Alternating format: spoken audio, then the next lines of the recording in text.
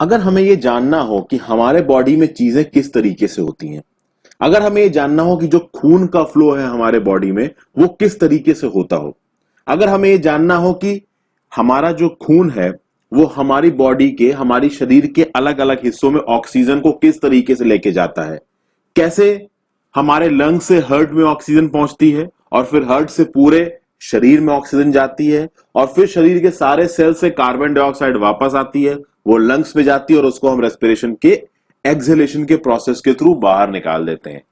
कैसे प्लांट्स के शरीर में जो मिनरल्स हैं, जो वाटर्स हैं, वो एक जगह से दूसरी जगह ट्रांसपोर्ट होते हैं। अगर आपको इन सब सवालों के जवाब चाहिए तो ये जो चैप्टर 11 है एनसीईआरटी क्लास 7 साइंस का, ये आपके सारे सवालों के जवाब देगा फ्रेंड्स। ठीक है, एनसीईआरटी का बहुत ही अच्छा चैप्टर है ये। इसके बाद आपको ह्यूमन बॉडी की फंक्शनिंग के बारे में बहुत सारी चीजें पता चलेंगी। साथ साथ ये बता दूं फ्रेंड्स कि ये पूरी किताब अगर आप एक लाइन से देखते हैं तो आपको बहुत मदद करेगी। अगर आप क्लास 7 के लिए पढ़ रहे हैं या किसी हायर क्लास में पढ़ रहे हैं, अपने कॉन्सेप्ट क्लैरिटी करना चाहते हैं, तब भी अच्छी है। अगर आप किसी कॉम्पिटिटिव एग्जाम की तैयारी कर रहे हैं तब भी ये किताब आपके लिए उतनी ही ज्यादा यूजफुल होगी। डाउनलोड कहां से करनी है उसका लिंक मैंने नीचे दे रखा है। शुरू करने से पहले इसको लाइक जरूर कर दीजिएगा वीडियो फ्रेंड्स। तो देखिए चालू करते हैं फ्रेंड्स। आपने इससे पहले वाले चैप्टर में देखा था कि भैया ऑर्गेनिजम्स हैं, उनको फूड, वाटर और ऑक्सीजन चाहिए जीने के लिए।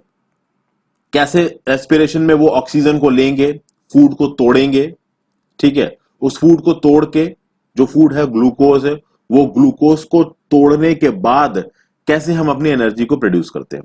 अब देखिए ऑर्गेनिजम्स जो होते हैं ना, they need to transport all of these, यानी कि वो अपने खाने को, पानी को अपने बॉडी के अलग अलग हिस्से में पहुंचाना जरूरी होता है।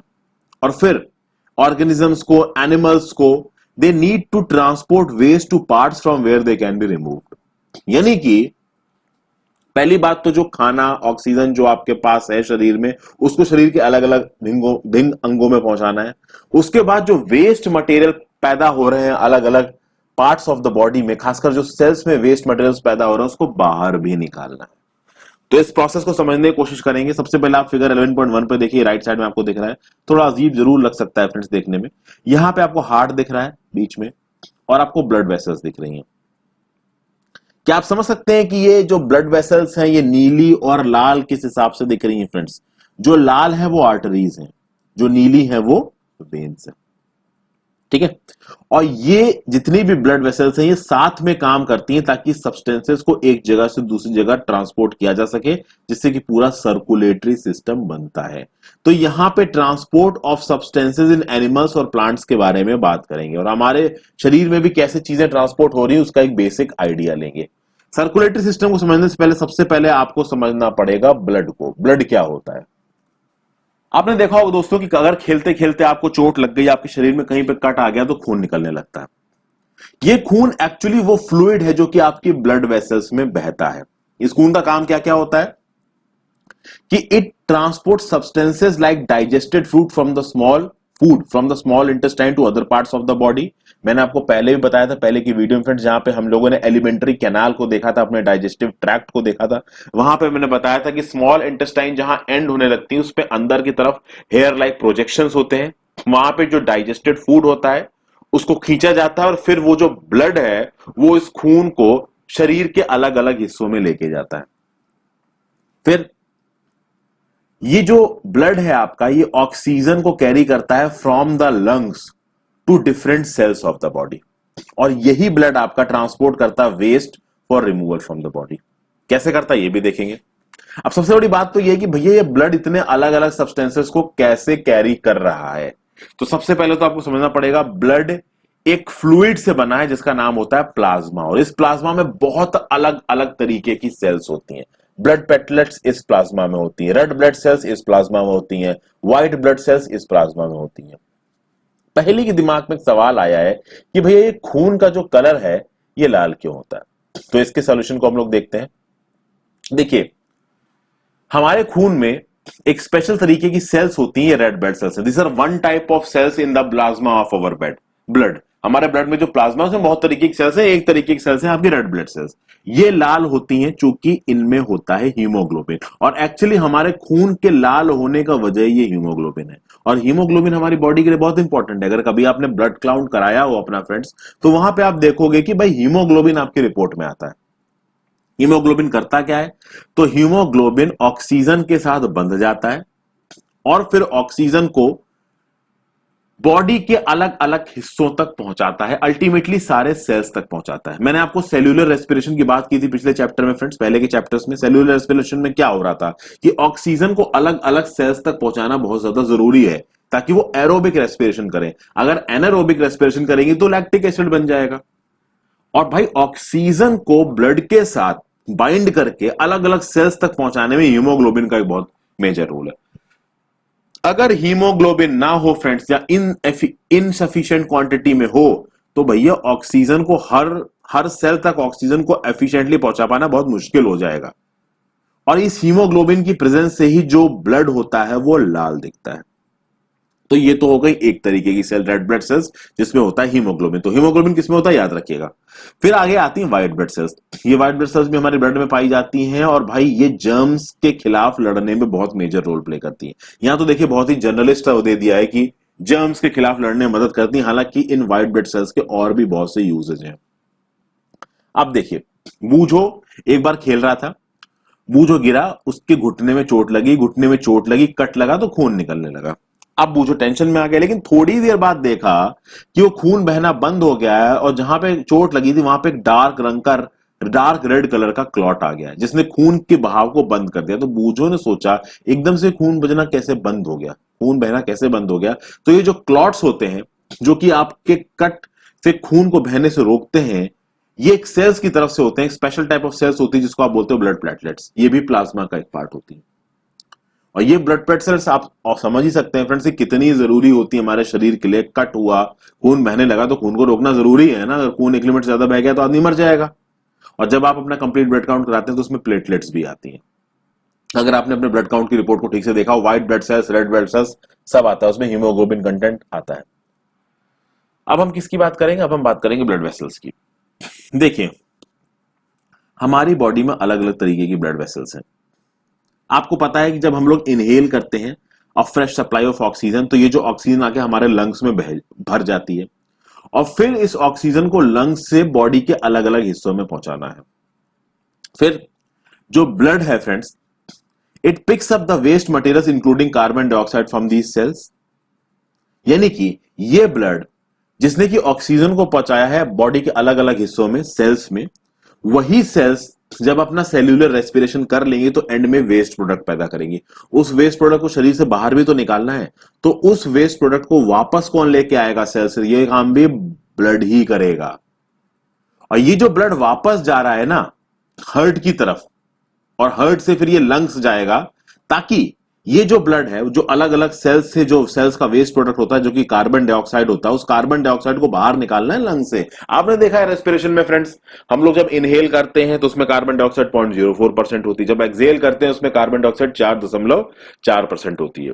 तो जब हम एक्सहेल करते हैं और जो बाहर निकालते हैं उसमें अच्छी खासी कार्बन डाइऑक्साइड होती है। वो कार्बन डाइऑक्साइड कहां से आई है भाई, ऑक्सीजन जब इनहेल की थी तो ऑक्सीजन अलग अलग सेल्स में गई, उन सेल्स ने सेल्यूलर रेस्पिरेशन किया, उस सेल्यूलर रेस्पिरेशन का एक बाय प्रोडक्ट था कार्बन डाइऑक्साइड। अब वो कार्बन डाइऑक्साइड हमारे बॉडी के अंदर वेस्ट है, इस वेस्ट को हमको बाहर निकालना है, तो ये ब्लड इस कार्बन डाइऑक्साइड को पहले हार्ट तक लेके जाएगा, हार्ट से फिर लंग्स तक लेके जाएगा, और लंग्स में ये कार्बन डाइऑक्साइड एक्सहेलेशन के प्रोसेस के थ्रू हमारे शरीर से बाहर निकाल दी जाएगी। तो ये जो पूरा सर्कुलेटरी सिस्टम बन रहा है जिसमें ब्लड फ्लो कर रहा है पूरी बॉडी में, यहां पे दो मेन चीज निकल के आती हैं, दो ब्लड वेसल्स, एक होती है आर्टरी, एक होती है वेन्स। आर्टरीज क्या करती हैं, they carry oxygen rich blood from the heart to all parts of the body. यानी ऑक्सीजन रिच ब्लड को हार्ट से लेके बॉडी के अलग अलग पार्ट्स में लेके जाती हैं।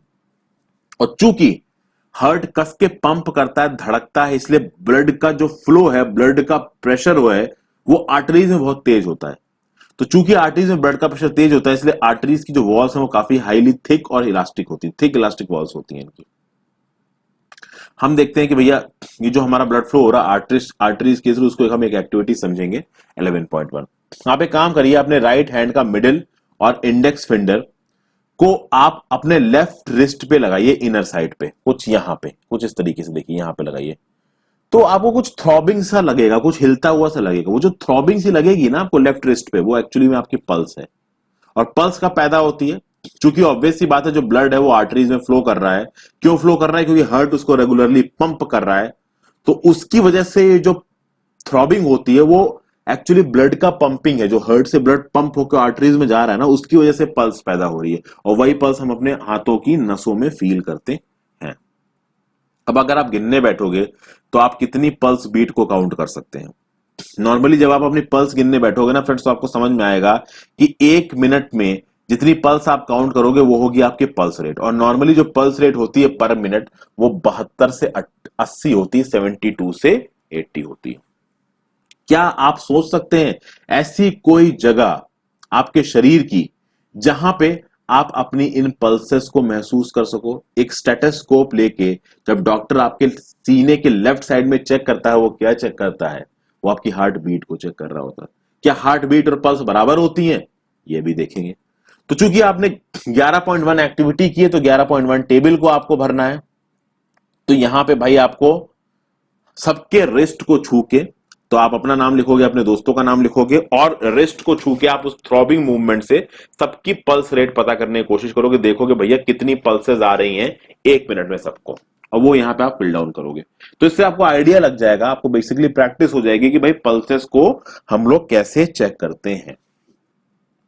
कभी कभी आपने देखा होगा फ्रेंड्स कि जब एक डॉक्टर एक मृत इंसान को, चोटिल इंसान को कभी ट्रीट करता है, मृत इंसान को या किसी को एकदम से चोट लगी, तो उसको ट्रीट करने के समय सबसे पहला वो उसका हाथ उठा के उसकी पल्स को चेक करता है। वो पल्स की मूवमेंट को देखता है कि पहली बात पल्स है क्या, ठीक है ना। अब अगर पल्स है तो फिर वो देखेगा कि पल्स कितनी तेज चल रही है, कितनी धीमे चल रही है। तो उसकी पल्स की रेट से उसको पता चल जाएगा कि भाई इसकी ब्रीदिंग में क्या चेंजेस हो रहे हैं।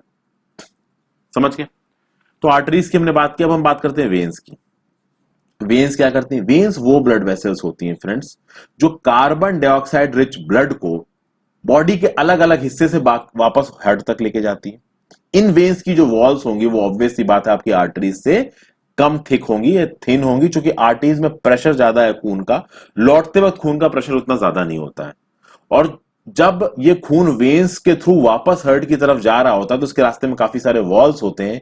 इन वॉल्स का काम इस बात को एंश्योर करना है कि जो खून सेल से वापस हार्ट की तरफ जा रहा है वो सिर्फ हार्ट की तरफ बहे, उल्टा डायरेक्शन ना हो उसका। समझ गए? इसलिए बीच में बहुत सारे वॉल्स होते हैं। यहां पे देखिए फ्रेंड्स, आपको ऊपर लंग्स दिख जाएंगे। ये लंग्स आपकी पल्मोनरी आर्टरी और पल्मोनरी वेन के थ्रू हार्ट से जुड़े हुए हैं। फिर हार्ट में आपको वेन नजर आ रही है, नीचे आर्टरी नजर आ रही है, और यहां पे कुछ कैपिलरीज नजर आ रही है। जब ये आर्टरीज किसी सेल में घुसती हैं या आपके बॉडी के किसी ऑर्गन में जाके घुसती हैं, तो वहां पे कैपिलरीज छोटी छोटी छोटी छोटी ट्यूब के फॉर्म में आ जाती हैं। और फिर जब वो खून वापस निकलेगा तो यही कैपिलरीज आपकी किससे कनेक्ट हो जाएंगी? वेन से, जैसा कि आपको इस फिगर में नजर आ रहा है। यहां पे एक छोटा फैक्टर है यहां पे। अच्छा, ये जो डायग्राम है friends 11.3 schematic diagram of circulation, इसको आप रट लीजिए, एग्जाम्स में बनाने में काम आ सकता है आपके। जो लोग यूपीएससी सिविल सर्विसेज के लिए इसको देख रहे हो, तो इस हर्ट को किसी एग्जाम में कोट करना पड़े, ये चांसेस बहुत मुश्किल है। अब देखिए ब्लड डोनेशन की बात की जाए तो देखिए क्या होता है, कभी कभी क्या होता है कि फ्रेंड्स एक्सीडेंट्स हो जाते हैं, एकदम से इमरजेंसी केस हो जाता है, और बहुत सारे पेशेंट्स इसलिए मर जाते हैं क्योंकि उनको सही समय पर ब्लड नहीं मिल पाता। इसीलिए भाई ब्लड डोनेशन करना जरूरी है। और ब्लड डोनेशन करने की एक खास बात यह है, एक फायदा यह है कि देखिए पहली बात तो यह है कि यह हार्मलेस होता है, आपको कोई नुकसान नहीं होगा, पेनलेस होता है, एक सुई आपके हाथ के अंदर डालेंगे और आपका ब्लड निकाल लेंगे, 1 यूनिट ब्लड निकालने में प्रॉब्लम नहीं है। प्लस इनफैक्ट ये बेनिफिशियल होता है, क्योंकि जब आपका ब्लड 1 यूनिट निकल जाएगा तो आपकी जो बॉडी है वो ऑटोमेटिकली उतना ब्लड नया बनाएगी, तो न्यू ब्लड का फॉर्मेशन होगा। तो ये जो ब्लड है आप हॉस्पिटल्स पे डोनेट कर सकते हो या उन जगहों पे डोनेट कर सकते हो जिनको गवर्नमेंट ने ऑथराइज किया है। और फिर इस ब्लड को प्रॉपर टेस्टिंग होती है, किसी दूसरे में चढ़ाने से पहले इस ब्लड की टेस्टिंग होगी कि भाई इसमें कोई प्रॉब्लम तो नहीं है। और फिर इस डोनेटेड ब्लड को जाके ब्लड बैंक में सेव कर दिया जाता है, और जब इमरजेंसी होती है तो इन ब्लड बैंक से ब्लड निकाल के आप किसी जरूरतमंद को दे सकते हो। अब यहां पे बूझो कंफ्यूज है। बूझो क्यों कंफ्यूज है? बूझो ने देखा कि भाई आर्टरी तो वो चीज है जो ऑक्सीजन रिच ब्लड को लेके जाती है, लेकिन क्या इस फिगर में आपको कुछ और नजर आ रहा है? देखिए फ्रेंड्स, लंग से आप देख रहे हैं कि भाई लंग्स से पुलमनरी वेन के थ्रू ब्लड हार्ट में आया और हार्ट से फिर आर्टरी के थ्रू गया अलग अलग सेल्स में, फिर वेन के थ्रू अलग अलग सेल्स से और दूसरी जगहों से हार्ट में आया और फिर हार्ट से आर्टरी के थ्रू गया लंग्स में। कहने का मतलब यह है, बूझो यहां कहां क्या पूछने की कोशिश कर रहा है। अभी मैंने आपको बताया कि आर्टरी ऑक्सीजन रिच ब्लड को कैरी करते हैं हमारी बॉडी के अलग अलग हिस्सों में, हमारी बॉडी के सेल्स में, और जो सेल से कार्बन डाइऑक्साइड रिच एयर है वो वापस कौन लेके आती है? वेन्स लेके आती है। लेकिन जब ये veins carbon dioxide rich blood को वापस हार्ट में ले आएंगी तो फिर ये carbon dioxide rich blood heart से लंग में जाएगा किसके थ्रू? पुलमनरी आर्टरी के थ्रू। ठीक है, और फिर जब इस हार्ट में ऑक्सीजन रिच ब्लड आएगा लंग्स से तो वो किसके थ्रू आएगा? वो आएगा पल्मोनरी वेन के थ्रू। यहां पे लॉजिक ये है फ्रेंड्स, थोड़ा उल्टा इसलिए कर दिया गया है क्योंकि आर्टरी बेसिकली वो ट्यूब्स बताई गई हैं जो हार्ट से ब्लड को लेके चलती हैं। अब हार्ट से ब्लड को लेके चल रही है कुछ आर्टरी सेल्स की तरफ, और ये जो पल्मोनरी आर्टरी है ये कार्बन डाइऑक्साइड रिच ब्लड को हार्ट से लेके जा रही है लंग्स की तरफ। तो चूंकि ब्लड को ये हार्ट से लेके जा रही है लंग की तरफ, इसलिए इसको पल्मोनरी आर्टरी बोला गया है। लेकिन पल्मोनरी आर्टरी में जो ब्लड होता है वो कार्बन डाइऑक्साइड रिच होता है। वहीं पर पल्मोनरी वेन में जो ब्लड है जो कि लंग से आ रहा है हार्ट की तरफ वो ऑक्सीजन रिच ब्लड है। तो यहीं पे पहेली ये समझा रही है किसको? बूझो को। ठीक है, फिर फिगर 11.3 में हमने देखा, यहां पे इस कैपिलरीज को देखिए, तो यहां पे देखा है कि जो छोटी छोटी ये जो कैपिलरीज है वो छोटे छोटे वेसल्स में डिवाइड हो गई हैं। ठीक है, तो जब ये आर्टरीज किसी टिश्यू में पहुंचती, ऑर्गन में पहुंचती, सेल्स में पहुंचती, तो वहां पे एक्सट्रीमली थिन ट्यूब्स में डिवाइड हो जाती हैं जिनको आप बोलते हो कैपिलरीज। और फिर ये कैपिलरीज उसी टिश्यू से निकल के वेन्स में जुड़ जाएंगे और ये वेन कार्बन डाइऑक्साइड रिच खून को वापस हार्ट में ले जाएगा। अब हम बात करेंगे किसकी? तो अपने दिल की बात करेंगे। हार्ट भाई एक ऑर्गन है जो कंटिन्यूअसली बीट कर रहा है एज अ पंप की तरह, ताकि वो ब्लड को पूरे आपके शरीर में पंप कर सके। क्या कभी हार्ट आराम करता है? देखिए फ्रेंड्स, हार्ट कभी भी आराम नहीं करता है। जब तक आप जिंदा हैं हार्ट लगातार चलेगा। आपने सुना होगा कि पंप मशीन या कोई भी मशीन बहुत देर तक चलने के बाद उसको ऑफ किया जाता है कि भाई थोड़ा आराम कर ले, बट हार्ट एक ऐसी मशीन है अगर वो ऑफ हो गई तो आदमी ही ऑफ हो जाएगा। तो इसलिए हार्ट वर्क्स लाइक अ पंप नॉन स्टॉप। हार्ट के बारे में देखते हैं, तो heart is located in the chest cavity with its lower tip slightly lifted towards the left. यहां देख सकते हैं lower tip slightly lifted towards the heart. Okay, अब आगे बात करते हैं। आप एक काम करो, hold your fingers inwards on your palm. कहने का मतलब यह कह रहा है कि आप अपनी मुट्ठी बनाओ। जब आप अपनी मुट्ठी बनाओगे तो जितना आपकी मुट्ठी का साइज होगा लगभग उतने ही साइज का आपका दिल होता है, आपका हार्ट होता है। और खास बात यह होती है कि अगर ब्लड रिच इन ऑक्सीजन और blood rich in carbon dioxide आपस में मीट हो गया तो क्या होगा? तो बहुत प्रॉब्लम हो जाएगी। वो प्रॉब्लम क्या होगी ये आप खुद ढूंढने की कोशिश करिए, उसको मैं हायर क्लासेस में डिस्कस करूंगा। बट इसको रोकने के, अवॉइड करने के बहुत प्रॉपर मैकेनिज्म है, और वो मैकेनिज्म आपका कुछ चैम्बर से नजर आएगा। देखिए ये हार्ट का क्रॉस सेक्शन है फ्रेंड्स, पुलमोनरी आर्टरी नजर आ रही है, पुलमोनरी वेन आपको नजर आ रही है, राइट एट्रियम सेक्शन है ऊपर की तरफ, लेफ्ट एट्रियम सेक्शन है ऊपर की तरफ, नीचे की तरफ राइट वेंट्रिकल सेक्शन है और लेफ्ट वेंट्रिकल सेक्शन है। पहली ये सोच रही है कि which side of the earth heart will have oxygen rich blood and which side will have carbon dioxide rich blood. यहां पे इस चीज को मैं नहीं समझाऊंगा फ्रेंड्स। हार्ट की जो पूरी फंक्शनिंग है उसको आपको इसके चैम्बर्स के साथ साथ समझना है, इसके वॉल्स के फंक्शन को समझना है, एओर्टा और वेना कावा के फंक्शंस को समझना है। तो देखिए हार्ट में ऊपर की साइड पे दो चैम्बर्स होते हैं जिनको आर्ट्रिया कहा जाता है, जैसे यहां पे लेफ्ट एट्रियम, राइट एट्रियम, और नीचे की साइड पे दो चैम्बर्स हैं जिनको वेंट्रिकल्स कहा जाता है, यानी कि राइट वेंट्रिकल और लेफ्ट वेंट्रिकल। ठीक है, और एक प्रॉपर पार्टीशन होता है इन चैम्बर्स के बीच में ताकि कार्बन डाइऑक्साइड रिच ब्लड और ऑक्सीजन रिच ब्लड एक दूसरे के साथ ना मिले। देखिए लेफ्ट एट्रियम और राइट वेंट्रिकल, और ये राइट एट्रियम और राइट वेंट्रिकल के बीच में प्रॉपर गैप है, ये दोनों एक दूसरे के साथ मीट नहीं होंगे। Partition completely separating the two half, ये रहा बीच का पार्टीशन जो इन दोनों हाफ को कंप्लीटली सेपरेट कर रहा है। समझ गए? अगर आपको functioning of the circulatory system को समझना है तो यहां तो बोला है कि start from the right side of earth, right side of heart in figure 11.3 and follow the arrows.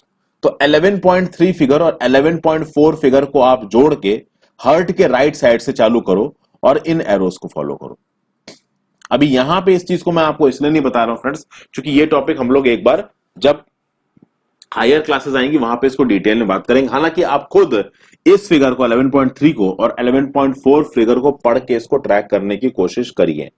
खुद मैं आपको इसलिए नहीं बता रहा हूं फ्रेंड्स, क्योंकि मैं यहां पे चाहता हूं यहां पे इस चीज को बताऊंगा, फिर बाद में वही चीज दोबारा बताऊंगा, बेकार का टाइम वेस्ट होगा।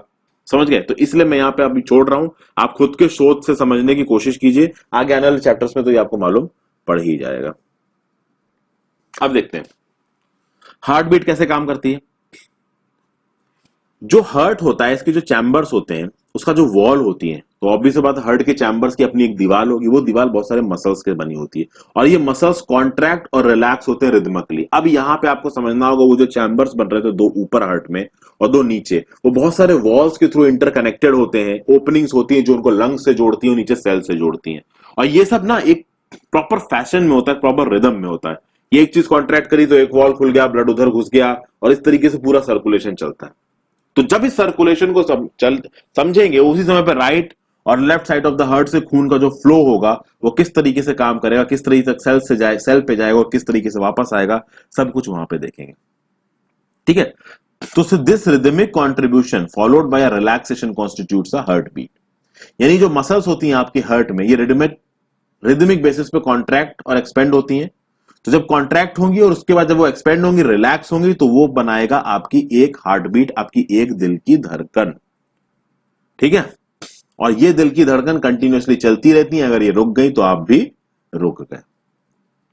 अगर आप अपने सीने के लेफ्ट साइड पे हाथ को रखेंगे तो आपको अपनी हार्ट बीट हल्की हल्की आप फील कर सकते हैं। और इसी हार्ट बीट को डॉक्टर किससे फील करता है? स्टेथोस्कोप से। स्टेथोस्कोप नाम का एक इंस्ट्रूमेंट उसके पास होता है, कुछ इस तरीके का होता है।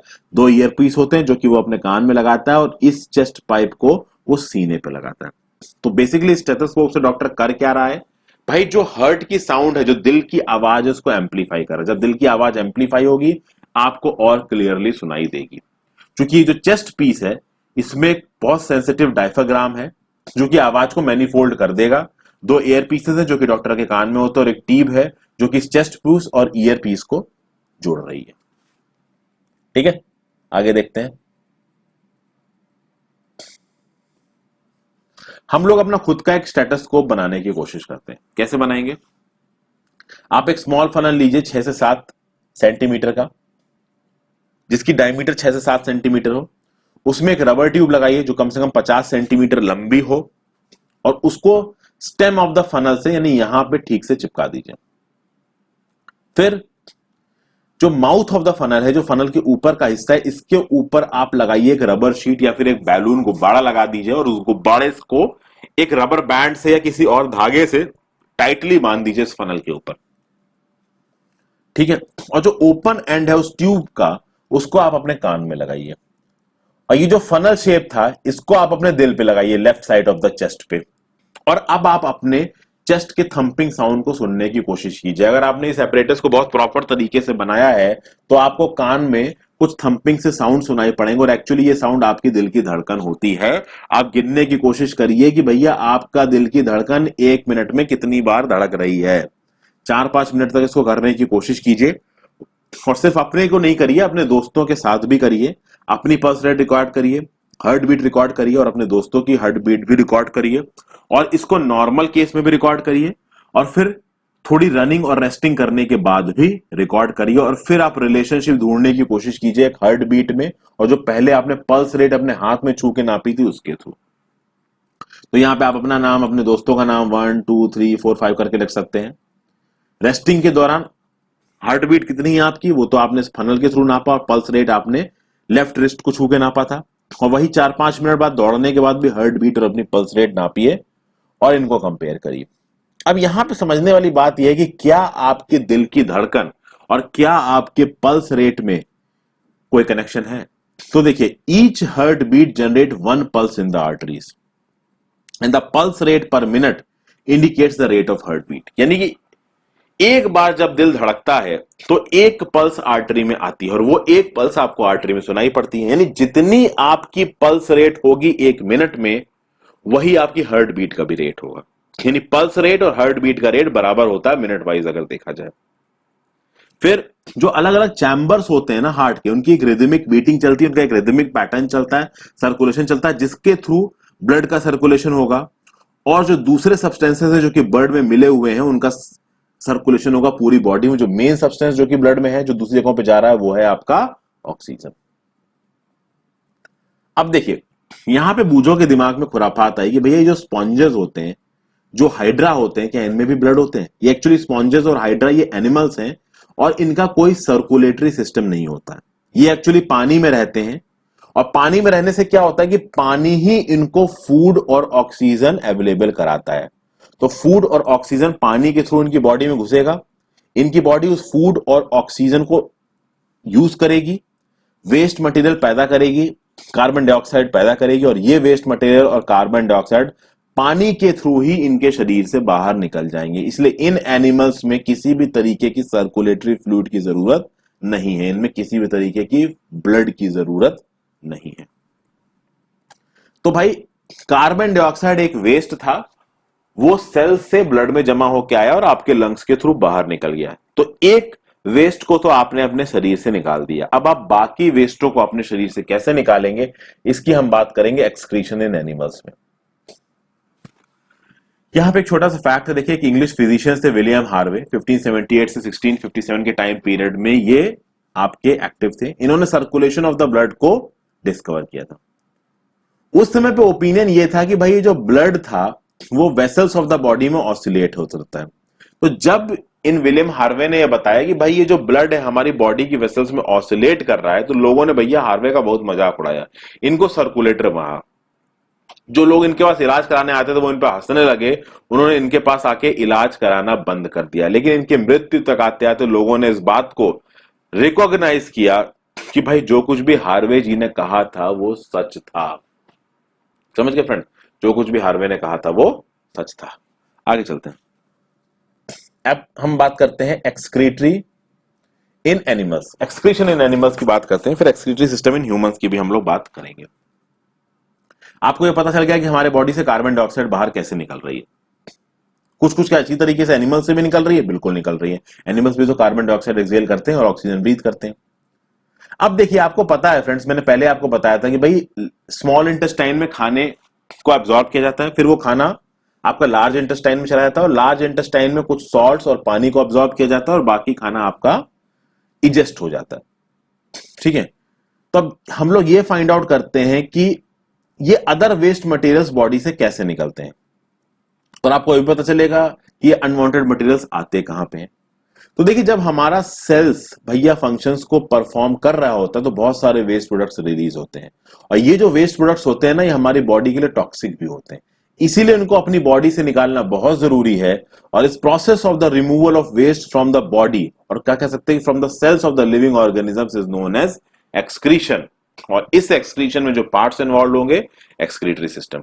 तो यानी कि वो जो सेल्स हैं जो कार्बन डाइऑक्साइड दे रही थी, उसके अलावा और भी बहुत सी चीजें दे रही थी जो टॉक्सिक हो जाएंगी ह्यूमन बॉडी के लिए अगर आपने उनको सही समय पे ह्यूमन बॉडी से बाहर नहीं निकाला। तो सबसे पहले बात करते हैं एक्सक्रीटरी सिस्टम इन ह्यूमंस के बारे में।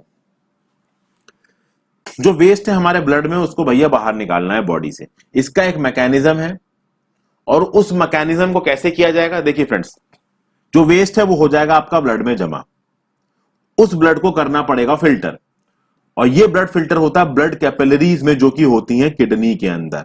जब ब्लड हमारी दो किडनियों में पहुंचता है तो उस ब्लड में यूजफुल सब्सटेंसेस भी होते हैं और हार्मफुल सब्सटेंसेस भी होते हैं। तो इन किडनियों का काम होता है कि भैया यूजफुल सब्सटेंसेस तो ब्लड में ही रहेंगे, बट हार्मफुल सब्सटेंसेस को ब्लड से निकाल के बाहर निकाल देना है। और ये किडनी इस वेस्ट और हार्मफुल सब्सटेंसेस को ब्लड से बाहर निकालेंगी, तो ये जो वेस्ट डिजॉल्व है वाटर, ये जो आपके ब्लड में, वो किडनी फंक्शन करके हमारे यूरिन को बनाएंगे और यूरिन इस वेस्ट प्रोडक्ट को लेके बाहर निकालेगा। तो किडनी से क्या होता है, जो यूरिन है वो आपकी यूरिनरी ब्लैडर में जाती है। ठीक है, और वो यूरिनरी ब्लैडर में किसके थ्रू जाती है, कुछ ट्यूब्स होती हैं यूरेटर नाम की, उसके थ्रू जाती है, वहां पे यूरिन स्टोर्ड होगी और यूरिनरी ओपनिंग के थ्रू निकल जाएगी, जो कि होता है at the end of the muscular tube called urethra. तो किडनी, यूरेटर्स, ब्लैडर और यूरेथ्रा आपका एक्सक्रीटरी सिस्टम को फॉर्म करते हैं। यहां देखिए, ये रही आपकी किडनी फ्रेंड्स।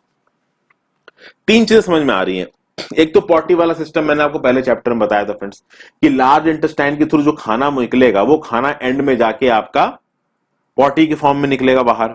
फिर दूसरा मैंने आपको बताया कि भाई कार्बन डाइऑक्साइड एक वेस्ट प्रोडक्ट है, तो कार्बन डाइऑक्साइड को ब्लड लेके जाएगा वापस लंग्स तक और वहां लंग्स से कार्बन डाइऑक्साइड निकल जाएगा।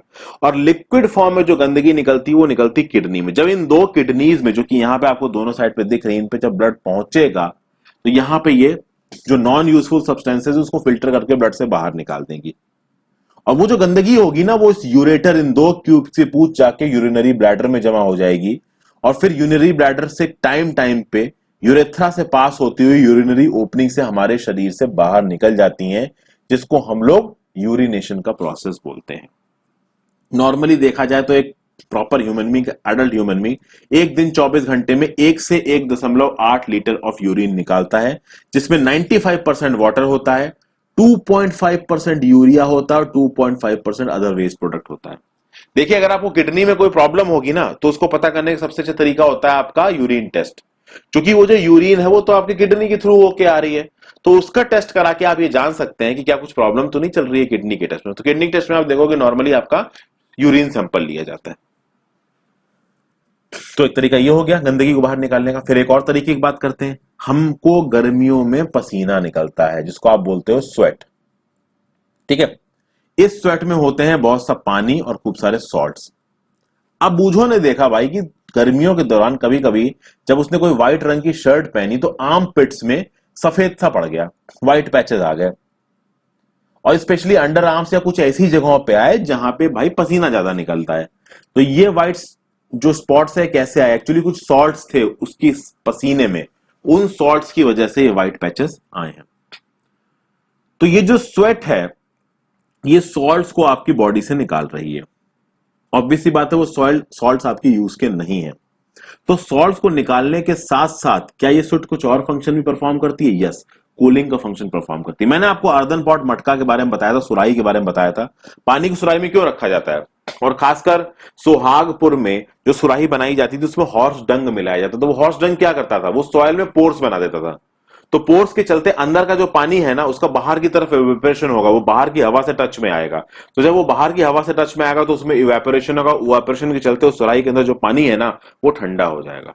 कुछ इस तरीके का काम आपकी स्वेट भी करती है फ्रेंड्स।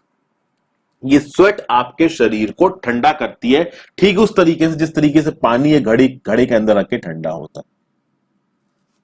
अब पहले यहां जानना चाहती है क्या बाकी जानवर भी यूरिनेट करते हैं? बिल्कुल करते हैं फ्रेंड्स। डॉग्स, काउस, बफेलोज, इन सबको तो आपने यूरिनेट करते देखा होगा अगर आप गांव वगैरह में रहे हैं तो। डॉग्स तो अक्सर कर दिख जाते हैं।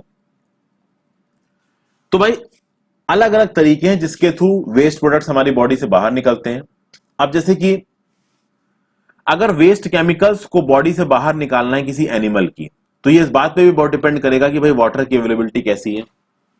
जैसे कि एक्वेटिक एनिमल्स हैं, फिशेस है, तो ये जो फिशेस होती हैं they excrete cell waste as ammonia, जो कि वाटर में डायरेक्टली डिसॉल्व हो जाता है। तो फिश अपना केमिकल वेस्ट अमोनिया के फॉर्म में निकालते हैं, जो सीधे सीधे वो पानी में रिलीज कर देती हैं। फिर कुछ ऐसे एनिमल्स हैं जो कि आपके लैंड पे रहते हैं, चिड़िया हो गई, लिजर्ड्स हो गई, स्नेक्स हो गई। ये अपना जो वेस्ट है वो actually semi solid white coloured compound निकालते हैं, जिसको आप क्या बोलते हो? एसिड होता है, यूरिक एसिड। ठीक है। और अगर ह्यूमंस की बात की जाए तो ह्यूमंस की जो यूरिन होती है ना, उसमें जो मेजर एक्सक्रीटरी प्रोडक्ट होता है वो होता है यूरिया। 95% तो भाई वो पानी है और 2.5% यूरिया है, 2.5% अदर वेस्ट प्रोडक्ट्स है। जब किसी पर्सन की किसी प्रॉब्लम की वजह से किडनी काम करना बंद कर दे, तो प्रॉब्लम क्या होगी कि जब किडनी ने काम करना बंद कर दिया तो भाई ब्लड का प्योरिफिकेशन बंद हो गया। जब ब्लड का प्योरिफिकेशन बंद हो गया तो भाई उस ब्लड में तो हार्मफुल सब्सटेंसेस आते जाएंगे और उन हार्मफुल सब्सटेंसेस को शरीर से बाहर निकालना जरूरी है। उसके लिए हमको, अगर नेचुरल किडनी काम नहीं कर रही तो आर्टिफिशियल किडनीज की जरूरत होगी। और वो आर्टिफिशियल किडनीज किस प्रोसेस के थ्रू आएंगे? डायलिसिस की प्रोसेस के थ्रू। इसलिए जिनको किडनी फेलियर की प्रॉब्लम होती है वो रेगुलरली अपना डायलिसिस कराते हैं फ्रेंड्स। ठीक है। अब हम बात करेंगे कि भाई प्लांट्स में सब्सटेंसेस का ट्रांसपोर्टेशन कैसे होता है। आपको पता है फ्रेंड्स, चैप्टर 1 में मैंने आपको बताया था कि जो प्लांट्स हैं वो रूट्स से अपना वाटर और मिनरल न्यूट्रिएंट्स को उठाते हैं और लीव्स तक उस वाटर और मिनरल न्यूट्रिएंट्स को लेके जाते हैं। ये लीव्स हमारे लिए खाना बनाती हैं, पानी और कार्बन डाइऑक्साइड का इस्तेमाल करके, पानी और कार्बन डाइऑक्साइड का इस्तेमाल करके, यस, ऑक्सीजन एक आउटपुट होता है फोटोसिंथेसिस के प्रोसेस के दौरान। फिर मैंने आपको चैप्टर 10 में यह भी बताया था, यही फूड होता है सोर्स ऑफ एनर्जी, और जो ऑर्गेनिजम्स के सारे सेल होते हैं वो एनर्जी लेते हैं इसी फूड को, इसी ग्लूकोज को तोड़ के, और इसी एनर्जी से सारी एक्टिविटीज करते हैं, चाहे वो कोई ऑर्गेनिज्म हो, ह्यूमन हो, एनिमल हो, प्लांट हो। ठीक है, इसलिए बहुत जरूरी है कि ये जो खाना है, ये ग्लूकोज है, वो उस ऑर्गेनिज्म के सारे सेलों तक पहुंचाया जाए। तो ट्रांसपोर्टेशन यहां बहुत जरूरी हो जाता है। अब क्या कभी आपने सोचा है कि जो वाटर और न्यूट्रिएंट्स जो कि रूट से एब्जॉर्ब करते हैं वो लीव्स तक पहुंचते कैसे हैं? मैंने आपको वेस्कुलर प्लांट्स के बारे में बताया था। वेस्कुलर प्लांट्स क्या होते हैं, जाके देखिए फ्रेंड्स। तो ये फूड लीव्स कैसे प्रिपेयर करती हैं, फोटोसिंथेसिस का प्रोसेस, तो ये तो मैं आपको बता चुका हूं। ठीक है, यहां पे आपको समझना यह है कि भैया वो कौन सा सिस्टम है जिसके थ्रू आपका न्यूट्रिएंट और वाटर लीव तक पहुंचा, फिर लीव खाना बनाएंगी और दूसरे बॉडी पार्ट्स प्लांट्स के खाना बनाएंगे। जब वो खाना बन जाएगा तो वो खाना जहां पे बना है, मान लीजिए लीव्स में बना है, तो जहां पे बना है वहां से लेके प्लांट के दूसरे पार्ट्स में वो खाना कैसे जाएगा, इस चीज को। तो दो चीजों को यहां समझने की बात हो रही है प्लांट के अंदर, कि पहली बात, रूट से वाटर और न्यूट्रिएंट्स कैसे आए लीव्स तक, और लीव्स में खाना बनने के बाद वो खाना प्लांट्स के अलग अलग हिस्सों में कैसे गया। तो यहां पे बात हो रही transport of water and minerals की। तो प्लांट भैया वाटर और मिनरल्स को रूट से ऑब्जर्व करते हैं। रूट्स में बहुत सारी हेयर्स होती हैं जो कि आपकी सॉइल पार्टिकल्स के बीच में होती हैं। जब वो हेयर्स आपकी सॉइल पार्टिकल्स के बीच में होंगी तो वहां से वो आपके एयर को खींचेंगी। तो क्या होता है कि जो रूट हेयर है वो सरफेस एरिया को बढ़ा देती है। जैसे कि अब किसी के अंदर मान लीजिए रूट्स हैं, इनमें बहुत सारे ऐसे ऐसे फाइबर्स निकले होते हैं, ये फाइबर सॉइल के बीच में फंसे होते हैं। तो सॉइल के बीच से पानी भी खींचेंगे, मिनरल न्यूट्रिएंट्स भी खींचेंगे, हवा भी खींचेंगे अपने आप को जिंदा रखने के लिए, क्योंकि रूट्स को सरवाइव करने के लिए भी ऑक्सीजन चाहिए। ठीक है, तो ये रूट्स एब्जॉर्प्शन करेंगे मेनली वाटर और मिनरल न्यूट्रिएंट्स का, और इस वाटर और मिनरल न्यूट्रिएंट्स को आपको पहुंचाना है दूसरे हिस्सों तक। ये वाटर और मिनरल न्यूट्रिएंट्स आप खींच किससे रहे हो, ये रूट हेयर से खींच रहे हो। अब आप क्या ये सोच सकते हैं कि ये वाटर और ये जो न्यूट्रिएंट्स है ये रूट से लीव्स तक पहुंचे कैसे? ये कौन सा ट्रांसपोर्ट सिस्टम है जो पानी और न्यूट्रिएंट्स को जड़ों से लीव्स तक पहुंचा रहा है? तो बूजो thinks that plants may have pipes to transport water to the entire plant like we have in our homes for supply of water। यानी कि इनकी रूट्स में कोई तो ऐसा सिस्टम है जो वाटर और न्यूट्रिएंट्स को खींच के पत्तियों तक, ब्रांचेस तक और पेड़ के दूसरे भागों तक लेके जा रहा है। बूझो बिल्कुल सही है। प्लांट्स के अंदर पाइप लाइक वेसल्स होते हैं पानी और न्यूट्रिएंट्स को ट्रांसफर करने के लिए, जो कि उनके वैस्कुलर टिश्यू का एक हिस्सा होते हैं। A tissue is a group of cells that performs specialized function in an organism। ये टिश्यू एक ऐसी सेल्स होती हैं जो कुछ स्पेशल फंक्शंस को काम करती हैं। तो वो वैस्कुलर टिश्यू जो न्यूट्रिएंट्स और वाटर्स को लेके जाएंगे रूट से लीव्स तक, वो हो जाएंगे जाइलम, या फिर रूट से लेके उन पार्ट्स तक जहां पे फोटोसिंथेसिस होना है। तो रूट से वाटर और न्यूट्रिएंट्स पेड़ के अलग अलग भाग में या प्लांट के अलग भाग में कैसे पहुंचे? तो वैस्कुलर टिश्यू जाइलम के थ्रू पहुंचे। Xylem forms a continuous network of channel जो कि रूट को लीव से कनेक्ट करता है थ्रू स्टेम एंड ब्रांचेस। इसको एक्चुअली आप पूरा वैस्कुलर प्लांट बोल सकते हो। वैस्कुलर प्लांट के यही हिस्से होते हैं, स्टेम्स, रूट्स, और अंदर जाइलम होता है, फ्लोएम होता है, जो कि ट्रांसफर करने में काम आता है। यहां पे पहेली का एक सवाल है कि भाई इसकी मम्मी के पास कुछ भिंडी है, दूसरी सब्जी है जो कि थोड़ी सूख रही हैं। तो चूंकि वो सूख रही हैं तो उसकी मम्मी टेम्पररी क्या करती है कि उन सब्जियों को भिगा देती ताकि वो खराब ना हो।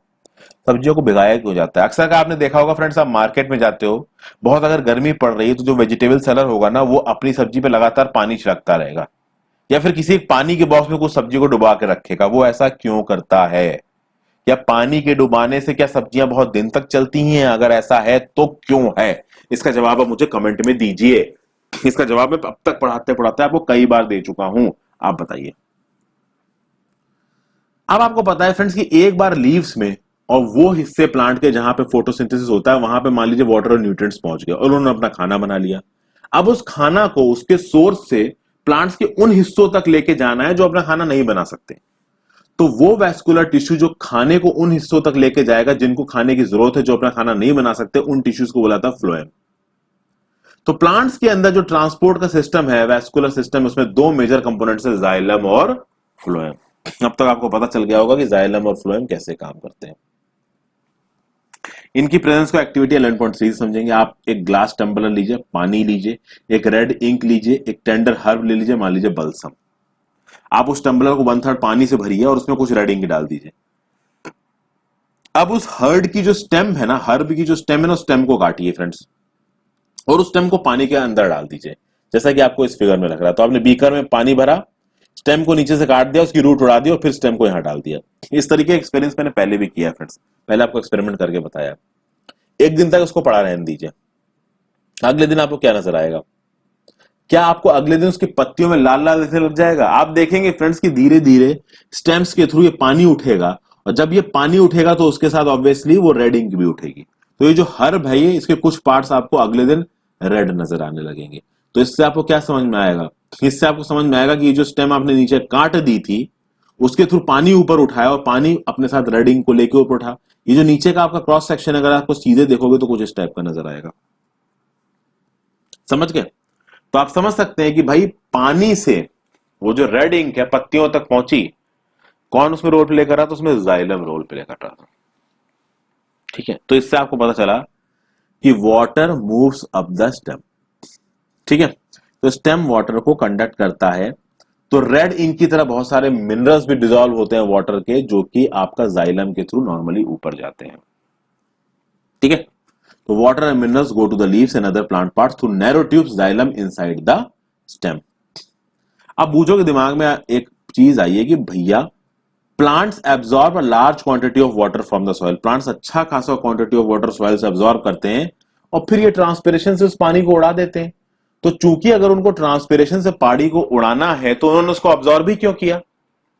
तो देखिए, आपको मैंने क्लास 6 में बताया था, ट्रांसपिरेशन के थ्रू पानी अच्छा खासा लीव्स के थ्रू उड़ जाता है हवा में। देखिए फ्रेंड्स, प्लांट्स सॉइल से एब्जॉर्ब करते हैं वाटर और कई सारे मिनरल न्यूट्रिएंट। सारा का सारा पानी प्लांट एब्जॉर्ब नहीं करता, बहुत सारा पानी उसके स्टोमेटा की ओपनिंग के थ्रू इवेपोरेट कर जाता है by the process of transpiration. और चूंकि ये ट्रांसपिरेशन का प्रोसेस नॉर्मली होता रह रहा है, इवेपोरेशन होता रह रहा है, तो एक तरीके का सेक्शन पुल बन रहा है। तो इस ट्रांसपिरेशन के प्रोसेस के थ्रू ऑटोमेटिकली पानी जब हवा में जा रहा है तो नीचे की तरफ एक पुल पड़ रहा है कि भैया जो जाइलम है, जो रूट्स है, वो पानी को सॉइल से निकाल के लगातार ऊपर लेके आए। तो सॉइल से एटमॉस्फेयर में पानी पहुंचने का ये एक और तरीका है, जो कि हमारे वाटर साइकिल का एक बहुत मेजर हिस्सा है। समझ गए फ्रेंड्स? तो आप समझ सकते हैं कि कैसे यहां पे एक सक्शन पुल बन रहा है जो कि पानी को नीचे से ऊपर की तरफ खींच रहा है। और चूंकि ये हो रहा है तो ये जो ट्रांसपिरेशन का प्रोसेस है, ये प्लांट को कूल डाउन भी करता है। मैंने आपको बताया फ्रेंड्स, जहां पे भी इवेपोरेशन होगा वहां पे कूलिंग इफेक्ट होगा।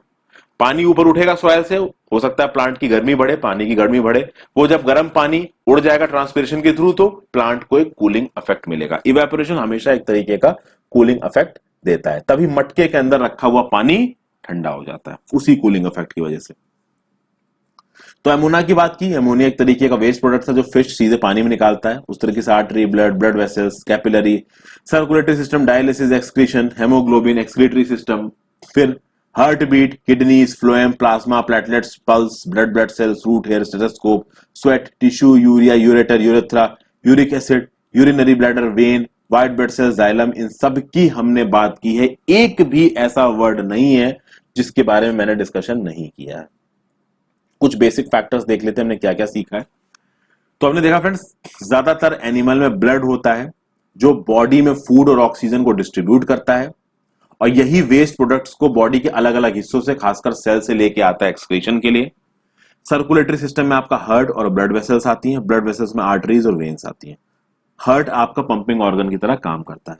ब्लड किस चीज का बना हुआ होता है? प्लाज्मा का बना हुआ होता है, जिसमें बहुत अलग अलग तरीके की सेल्स होती हैं, जिसमें व्हाइट ब्लड सेल्स, प्लेटलेट्स और रेड ब्लड सेल्स पाई जाती हैं। खून का लाल कलर किसकी वजह से होता है? हीमोग्लोबिन की वजह से होता है। एक नॉर्मल ह्यूमन बीइंग का हार्ट 1 मिनट में 70 से 80 बार धड़केगा, वो उसकी हार्ट रेट होती है, यही उसकी पल्स रेट भी होती है। अगर आप हार्ट से ब्लड को अलग अलग सेल्स में ले जाने की बात करते हैं, अलग अलग बॉडी पार्ट में ले जाने की बात करते हैं, तो ये काम करती हैं आर्टरीज। वहीं पे अलग अलग सेल से, अलग अलग बॉडी पार्ट से कार्बन डाइऑक्साइड रिच अगर एयर को वापस लाना है जिसमें कार्बन डाइऑक्साइड ज्यादा है, वो काम आप ही करेंगी वेन्स। और आर्टरीज वेन्स से ज्यादा थिक होती हैं, क्योंकि आर्टरीज में हार्ट की पंपिंग होती है, तो जो ब्लड का फ्लो होता है, प्रेशर होता है, वो तेज होता है, इसलिए आर्टरीज स्ट्रांग होती हैं। हमारी बॉडी वेस्ट प्रोडक्ट्स को निकालता है किसके थ्रू? एक प्रोसेस होता है जिसका नाम है एक्सक्रीशन। ठीक है, ह्यूमंस में एक्सक्रीशन में 2 किडनीज होती हैं, 2 यूरेटर्स होती हैं, यूरिनरी ब्लैडर होता है, यूरेथ्रा होता है। यूरिया निकलता है हमारी यूरिन के थ्रू, और जब स्वेट निकलता है तो उसके थ्रू यूरिया सॉल्ट्स दोनों निकलते हैं। जो फिश है वो डायरेक्ट एमोनिया जैसे वेस्ट प्रोडक्ट को पानी में एक्सक्रीट करते हैं। बर्ड्स, इंसेक्ट्स और लिजर्ड्स यूरिक एसिड को सेमी सॉलिड फॉर्म में एक्सक्रीट करते हैं, इसमें स्नेक्स भी आते हैं। वाटर और मिनरल न्यूट्रिएंट्स को रूट्स ऑब्जर्व करते हैं सॉइल से। ये जो न्यूट्रिएंट्स हैं, जो वाटर हैं, जो कि रूट से दूसरे प्लांट्स के भाग में जाएंगे, वो जाएंगे जाइलम के थ्रू, और खाना बनने के बाद उन भागों में जाएगा जहां पे खाना नहीं बन सकता, वो इनके थ्रू जाएगा, फ्लोएम के थ्रू। ट्रांसपिरेशन से अच्छा खासा पानी लॉस होता है प्लांट के थ्रू, और ट्रांसपिरेशन की वजह से एक तरीके का सक्शन बनता है जिससे कि प्लांट आराम से रूट के थ्रू पानी को ऊपर खींच सके रूट और जाइलम के थ्रू। तो यहां पे मैंने आपको पूरी डिटेल समझाई फ्रेंड्स। आई होप ये वीडियो आपको पसंद आई हो। पसंद आई तो फ्रेंड्स लाइक जरूर कर दीजिएगा वीडियो को, ठीक है ना। यहां पे देखते हैं एक फैक्ट है, ब्लड का कोई सब्स्टिट्यूट नहीं होता। अगर सर्जरी के दौरान लोगों ने ब्लड लॉस कर दिया, इंजरी के दौरान ब्लड लॉस हो गया, तो उनकी बॉडी इनफ ब्लड प्रोड्यूस नहीं कर सकती, तो उस समय पे ब्लड ट्रांसफ्यूजन के थ्रू ही उनको बचाया जा सकता है। तो चूंकि ब्लड शॉर्ट सप्लाई में है, तो अगर आप रेगुलरली ब्लड डोनेट करते रहेंगे तो भाई ब्लड बैंक एक प्रॉपर मेंटेन हो पाएगा, ताकि जब किसी को इमरजेंसी में जरूरत हो तो उसको ब्लड प्रदान किया जा सके, और जो ब्लड डोनेट करता है उसको किसी भी तरीके का नुकसान नहीं होता ब्लड डोनेट करने से। तो आई होप वीडियो पसंद आई हो। वीडियो को लाइक शेयर जरूर कर दीजिएगा, इनफैक्ट लाइक कर दीजिए फ्रेंड्स, और चैनल को सब्सक्राइब कर लीजिए। Thank you for watching, have a great day.